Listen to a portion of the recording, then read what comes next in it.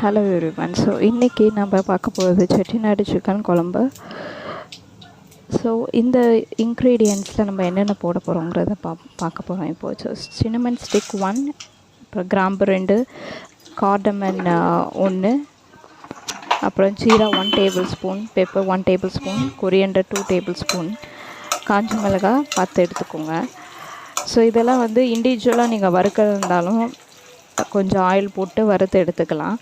இல்லைன்னா ஒன்றாவே வறுக்க இருந்தாலும் 1 by 1 போட்டு ஒன்று ஒன்றா வந்து நல்லா ஃப்ரை ஆனதுக்கப்புறம் நீங்கள் ரிமைனிங் இன்க்ரீடியன்ட்ஸை ஆட் பண்ணிக்கலாம். ஸோ இந்த காஞ்ச மிளகா, மல்லி இதெல்லாம் கொஞ்சம் வதங்கினதுக்கப்புறம் கார்லிக் 6 பீஸ், சாம்பார் வெங்காயம் 10 பீசஸ், கோக்னட் வந்து நீங்கள் ஒரு அரை மூடியில் கொஞ்சம் பாதி கூட எடுத்துக்கலாம், குவான்டிட்டி பேஸ் பண்ணி. இப்போ கொஞ்சம் 5-6 பேருனால் நீங்கள் அரை மூடி கூட எடுத்துக்கலாம். அந்த மாதிரி நீங்கள் கால்குலேட் பண்ணி எடுத்துக்கணும்.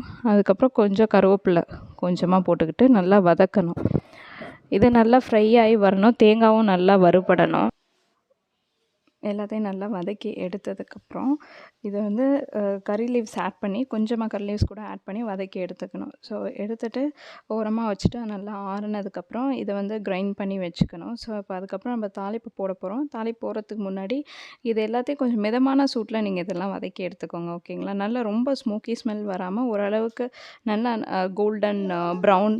அதுக்கப்புறம் நீங்கள் இதை தனியாக ஒரு தட்டில் எடுத்து வச்சுட்டு ஆறுனதுக்கப்புறம் கிரைண்ட் பண்ணி வச்சுக்கணும். ஸோ அதுக்கப்புறம் நம்ம தாளிப்புக்கு என்னென்ன போட போகிறோம்னா cinnamon stick 1, star anise 1/2, bay leaf 2 எடுத்துக்கோங்க, ஆனியன் பிக் சைஸ் 1 ஸ்லைஸ் பண்ணி, டொமேட்டோ வந்து 3 சாப்டு 1 எடுத்துக்கிட்டு அதை ஆனியன்லாம் நல்லா வதங்கினதுக்கப்புறம் சிக்கன் ஆட் பண்ணிவிட்டு தேவைக்கு ஏற்ற மாதிரி உப்பையும் ஆட் பண்ணிக்கோங்க. சிக்கன் நல்லா கொஞ்சம் குக் ஆனட்டும். குக் ஆகி முடித்ததுக்கப்புறம் நம்ம அரைச்சி வச்சுருக்கோம்ல செட்டிநாடு சிக்கன் கிரேவி, அந்த மசாலாவை வந்து இதில் ஆட் பண்ணிக்கணும்.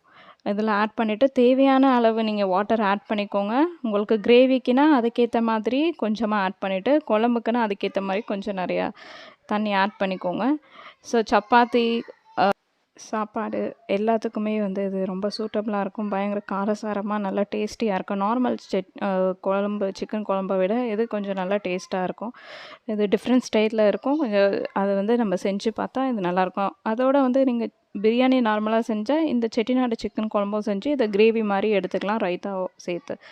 ஸோ இதை செஞ்சு பார்த்துட்டு எப்படி இருக்குன்னு சொல்லுங்கள். Thank you so much.